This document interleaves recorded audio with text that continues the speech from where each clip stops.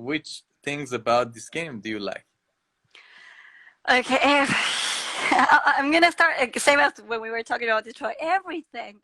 Um, okay, first thing that comes to mind is Geralt, and maybe this is not because of the video game itself, but also because of the stories, the books. He's just such a good character. I think he's a great character for you to play as a main character in a video game, because he, he's like, you meet him as this kind of like misunderstood guy who looks like a very tough bad guy, but you feel like he's kind of a softie inside, and we all love that kind And of he guy. smells bad, as everyone described in the Yes, game. he smells bad. He has all these scars, and they call him the butcher. So you're like, oh, he's actually like a bad guy, but not really, because the guys that he fights are way worse than him. So okay, that's another thing that I really like. This whole like moral dilemmas that you have in the game, and the fact that you can choose, and that sometimes I would be kind of like with Detroit, I would be like staring at the screen like, what do I do? What do I do? Like, I'm pretty sure that in one of those choices, I have been there for like minutes, just trying to be like, okay, no, I need to think about this. Yeah. I also really like how long it is, and maybe this is not a popular opinion, but for me, The Witcher was not just a game, but like an era of my life. I played that game for months, and it would be like getting home after work and be like, okay, I'm just gonna murder some monsters, and then I would find some interesting character with a side story, because you would find them everywhere. There were quests everywhere to find. There was always something to do, and it just felt like a very nice thing to like a good world, an interesting world to keep going back to every time. Exactly. I also love the atmosphere very much. And you mentioned about the sub stories inside this game, which was Yeah. wonderful, as you mentioned. Yeah. I even So, remember like there were some quests, like there's this random quest where there's like a woman who's missing her frying pan or something, and the quest literally only lasts for like 5 minutes, but they're like very memorable because of those things. Or quests that are like very um also the ones that might be very long and you didn't expect it, like you thought, oh, this is again like I just have to save a cat or something, and then they end up being like a very long subplot underneath, even though it was just a side quest. Like they just put so much work into these stories, these characters, even the acting of all those characters that you only saw there for 2 minutes. I was sold. I was crying for them. exactly, yes. That was wonderful. The time they put for this game and assemble all things together. It was wonderful. Yeah, yeah, yeah, yeah. So, what about other characters in this game that it is your favorite besides Geralt? For sure, girl number one. At first, when I first started playing the game, I started playing it because I had seen pictures of Siri, and I was like, "Ooh, she looks awesome! I want to play this game and meet her." And I thought that she was going to be like one of these typical video games characters, sexy chick. She's kind of badass, but I don't know, like I think all female characters in the game, and this has a lot to do with the books and the author himself. He writes female characters that it doesn't sound like a man was writing them. They sound more like actual women than women through the eyes of men, which was what we always, or most of the times, we used to get in video games. Girls who were just there for guys, pretty much. I don't like. I think we would get used to it, and we didn't realize it so much until I would see it and be like, ah, this doesn't feel the same. Like I feel like I played this game feeling like Siri was my daughter, like I wanted to protect her and I wanted to take care of her and make sure that she was safe. It didn't feel like, she's so hot, I want her to be my girlfriend or something. I feel like Exactly. all the characters in general are viewed from a very because it's Geralt, like the way that he views people is more from um, like he has this very moral view of everything. Like, you know how they always talk about he kills monsters, but monsters are the definition of monsters is not like biology definition, but more of like a moral definition, where monsters can be anybody, not like things that look like monsters, those might actually be better. So again, every character that we see through his eyes, they're not always what they seem to be. And I always felt that was super interesting about them. Yes, that's right. And I'm glad you mentioned about the women character. As you mentioned, they had such independent and also powerful characters. At the same time, they had this chance to express the feminine part of them. And Yeah. so it was wonderful the way they put those characters all together. But what about the gameplay? How did you like the gameplay? When I played The Witcher, I think I had just been getting back into video games from like years of not playing. I had just gotten like a gaming PC, and it was one of the first games. I think the first one was Tomb Raider, the first reboot game, and then The Witcher was one of the ones that followed after that. So I think back then I hadn't played any game like that, and right now I can only think of a few games like Tomb Raider or maybe Horizon Zero Dawn. It's a closer comparison to The Witcher, and at first I really struggled trying to keep up with all the information. Like there's the potions, and I haven't learned what all of them do. I was just like, yeah, the one, what's the name of them, the one to see in the dark with the cat eye, and like the other three that I would always use, and the others like I would not remember, or the all the elixirs, or trying to remember all the powers. Like it was hard for me getting used to all of the many mechanics of the game. But once you do, it just feels like there's nothing you can't do. you know Exactly. like there's just so many ways to approach situations, even with characters. You know how sometimes you can either talk your way out of a situation, or just like cast a spell on them and convince them to, or go into a sword fight. There's always so many choices on what kind of gameplay you're gonna go with, and that's pretty cool. Exactly, I agree with you. For me, also, first time was not easy. I thought, okay, this game is a hard game for me. But so I remember the first time I played, I say, okay, I play other games for the time being. Later, I get back to it. And during Yeah. Corona, I actually got back to it, and Ah, that was really? yes. And I spent lots of time, as you mentioned, the same situation I think that you experienced, and it was wonderful. As you go through it and you get used to it, the way you can fight, the way you can handle everything around you, then this game is really a masterpiece. After that, we realize that. Yeah, I remember sometimes I would go through a phase of like, okay, now I feel like just setting monsters on fire for like a week, and that was the only spell I would use just because I felt like it. Or then I would lean towards using, I don't know the pronunciation in English, but I think it's like Axi or Axi, the one, AXI, that like dumps them down, Yes, and I use then that a lot, by the way. right, and then you get like Yeah. this very cool um animations of how he like rips somebody. It's just satisfying. I feel like they put so much work into making each fight feel satisfying. Like I would feel good from killing those monsters. And what was the hardest part of this game for you? That it was very hard to deal with the boss of the game. Ah, good question. Did you, What by was the the way, hardest part? played Blood and Wine and Hearts of Stone, or no? Just I played played the. Hearts of Stone. I haven't played Blood of Wine. I think it's because I know it's the last thing that I have to play. And for years, I have been avoiding to play it because I don't want it to end for me, I guess. Maybe I'll wait until they release the new game and then I'll finally play it. I mean, like, it's fine. It's not over yet. Yep.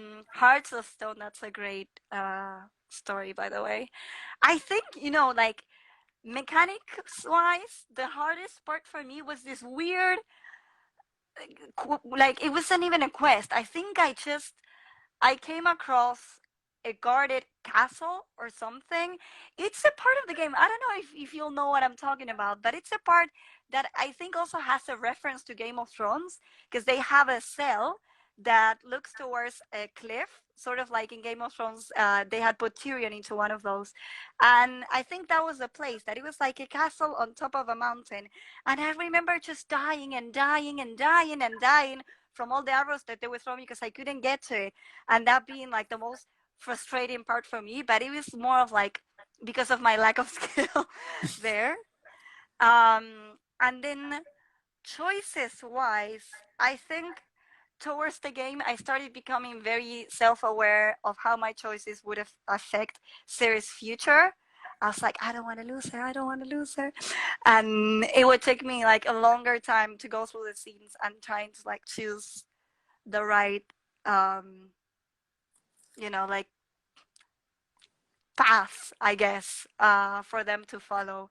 So I would say, like decision wise, the things that affected Siri towards the end, mechanically wise, that weird castle thing, and emotionally, I don't want to spoil, but there's a death that hit me pretty hard. Of somebody who's close to Geralt, and it's a very powerful scene. I love that scene, but it hit me like surprisingly hard. I didn't think I was that attached to that character, and I think I just felt because everybody loved this person very much, and it was very tough. Yes, that's right. And by the way, I really suggest you to play Blood and Wine. That part was really nice, especially the vampires. But I should warn you that this one actually I found it the hardest among all Really. the quests that I had. Yes, especially the final boss. Oh, it was very hard for me. I think 2 days I spent to finally kill that. Oh man, maybe I should go through the whole game first again and then go to it. Because if I try to go straight to it, it'll Yes, go yes, bad. yes. Exactly. That would be a good idea. So, by the way, the common question that everyone asks about Witcher 3 that you're in team Yennefer or Triss? Jennifer always. Yennefer. Me too. Yeah, from the beginning, I I barely knew about their story, but I was in a Witcher Facebook group from Argentina, and I remember reading some of their backstories, so I knew that the whole thing with Triss was kind of messy. Like she had done some really shady stuff that I didn't like, so I had already my preconceptions of them. And then I think I kind of, at first, I sided with Jennifer because lots of people seem to hate her. And they're like, nah, because she treats him like a dog and she bosses him around. So for some reason, that made me feel like very protective of her because I kind of liked her. And then I liked her even more the more I got to know her because I feel like, yeah, she's kind of bossy, but it's not that she treats girl like that. She treats the world like that because that's just Exactly. her way. And I feel like that's exactly what girl needs because nobody's gonna boss him around. And he's never gonna listen to anybody else about anything except for her. So I felt like they were a super good match and I always rooted for them. Please tell me you agree. Yes, I definitely agree with that. And when we Good. made Triss, actually, we made that relation somehow with Yennefer. So it's hard to somehow betray Yennefer in the middle of the story like Right? that. Yeah. Yeah, yeah, Exactly. yeah. It And felt like cheating on her. exactly. So, what do you dislike about this game? This is, I think, the hardest question I can ask about this game because it's a masterpiece. What did I dislike about this game? That Or is the any, hardest question. yes, or anything related to Witcher, even the film that made, I mean, the series in Okay. on Netflix. When I read the books, I realized that some of the things that happen in the books, mostly, I think for me it was mostly about Jaskier, or in the video game, he's Dandelion. Um, in the books, I found him like way more just gross. He was very rude, very sexist, and like even in the games you meet him and you're like, oh, he's a player, you know, but he's got charm. I liked him as soon as I met him because he's just an idiot, you know, Yeah. and he still has that charm in the books and everything, but the negative parts about him are way worse. And I feel like they did a very good job of toning that down for the video game and for the Netflix show. But from the video game itself, it's so hard to choose something that I didn't like because I don't. Right now, at least, I cannot remember a moment where I was in the game and I was like, "Yeah, now this is not for me." Um, and then from the show, that was more like a praise to the game and the show. Because again, I cannot really say many bad things about either of the three of them. Um, I don't know. And then from the show, I always feel like I'm always defending the things that other people don't like about it. For example, the timeline thing that they did of mixing things up, I felt that was so interesting. I really enjoy the way they did that, and I was so disappointed when they said season two is just gonna be linear. I was like, oh, that's kind of boring, but okay. I do feel like it may have been a bit confusing for people who are watching for the first time, trying to understand the worlds, the rules of it, and trying to remember the faces and the characters. It may be too much. I guess for us it was way easier because we kind of already knew what was going on.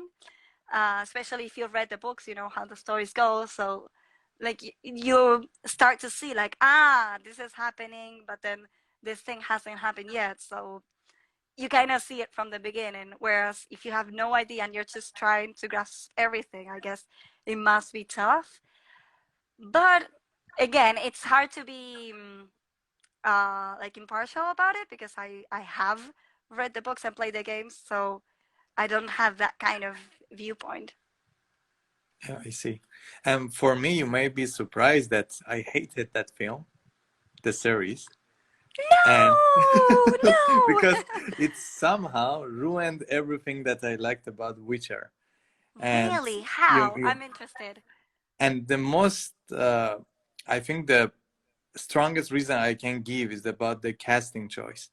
And you remember last time we talked about Detroit Become Human, we talked about how Mm. diversity is important, how Yeah, nice yeah, it yeah, is yeah. to have. But when we are dealing with such atmosphere, like for example, Witcher, we are talking about a Slavic root. So you know everything should be somehow remind you of that atmosphere.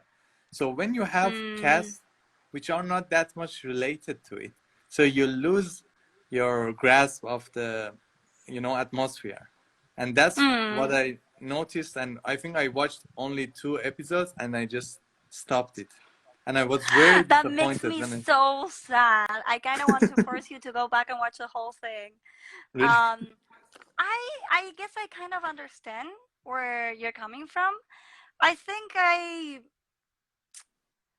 don't know. I have mixed feelings about that. You know, the first time I felt like what you're saying is when I watched the live action adaptation of the Disney movie Cinderella, and I noticed a lot of diversity. I was like, well, it is odd because social classes and race were a thing in like I don't know 18th, 19th century Europe or whatever it should be taking place. So it felt odd, but I don't know. I guess I kind of got used to it. And with The Witcher, I just for me it was done in a way that it felt right. It didn't feel forced. It didn't feel like here you have the one, let's say, black character who talks like the stereotype of this race, or like the character that is here just for the sake of representing this other race. They just felt like they are people, and in our minds when we read these books we sort of assume that they are all white, Polish looking people because of course that's where the stories are coming from. But I think it's also good for us to like get rid of those ideas, of like just how when people complain about, oh, but in the book it didn't say that this character was black, but yeah, it didn't say that they were white either. You're just assuming because you're reading it, So for some characters, they are described, right, in a very You know, it's specific not way. just about white and black. It's just about the race related to Slavic root. To what? So Sorry. that about the root related to Slavic. So, for Mm. example, you expect, as you said, Eastern European and, for example, Russian Mm. characters. For example, as a Persian, I don't like to see any Persian in Witcher. Because, you know, as Mm. an outsider it's okay, because okay, they have a community. As an outsider, maybe there is a guest, there's a sub story related to that, that's fine. But when you want to, actually you love that atmosphere, and it's like they are taking away that atmosphere from you. Everything Mm. should be diverse, you know. For example, in No, I think you're Prince, right. yeah. Yeah, I think that especially um, the thing is, it is like a very expensive thing made by Hollywood, so they're gonna like sort of Americanize it. But I do understand, like, for example, if this was, let's say, a story uh, written in any other, I mean, it's easier, like you say, if we're saying white people, but it's not like white people is one race. It's all, um, Exactly.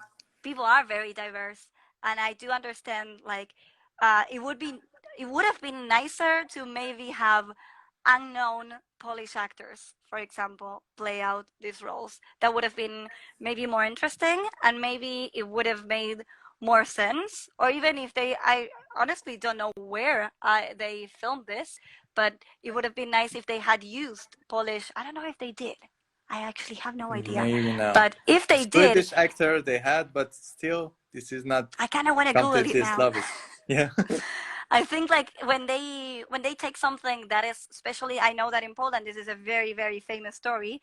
It would have been great for them to really try to bring a lot more Polish people into it. I know that they had a lot of them, or at least a couple of them in the production, but I get what you're saying, and I just think it Yeah, would have exactly. been Because, you maybe know, a for better some choice. stories, we should somehow follow the way it is. And when you are trying to update it by diversity, you ruin it, simply ruin it.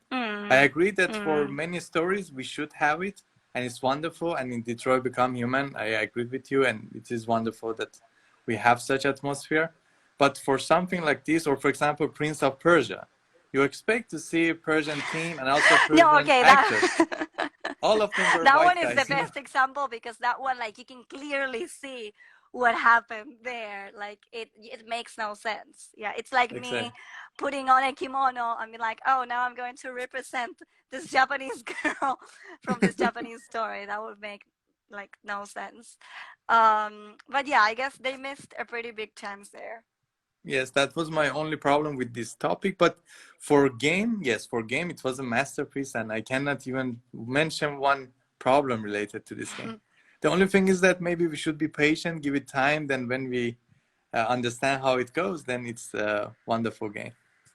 Yeah, yeah, I So agree. before, For me, yeah, I was just thinking that the first few days were rough getting into it, but once for me, I was maybe for in. 1 month, it was struggling. It was very hard for. Maybe.